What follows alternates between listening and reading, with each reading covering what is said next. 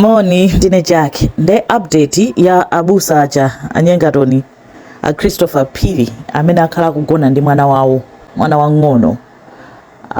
Anachitidwa convict ndipo akuti amapempha kunena kuti mundikhululukire musandipase sentence yaitali chifukwa chonena kuti mwana wanga anachita kundichita seduce, akuti mwanawo anachita seduce iwo nde khoti amvere chisoni ndipo sanachimwepo nkoyamba kuchita zinthu zolakwa choncho nde judge achita sentence to 19 years faja zomwe apangazo apasa ma sentence awiri 19 years ndi 13 years.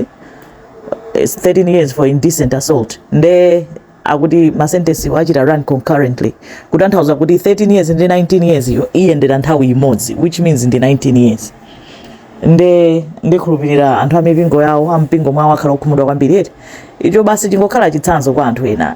Mwana wako ndi mwana wako. Osapanga zinthu za chabe ndi mwana wa wina aliyense olo mwana wako, Komanso tikamapita kupempherako. Anthu akamatisanjika manja. Be careful kuti akusanjika dzanja ndani. Osasanjikidwa dzanja simukudziwa kuti manja wakuchoka kuti munthu akuchoka kugwirira mwana wake ndi kubwera mawa wiki ni dzanja pa munthu angokupasanipo ziwanda usaziwika bwino. Nde finally at least the justice has been served chifukwa kukhwima kwayo kwa mtundu wanje kumeneko.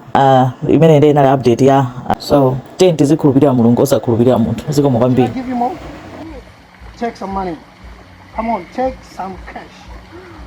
What you gonna buy? Dress? It's more than dress. What will you buy? Take some cash.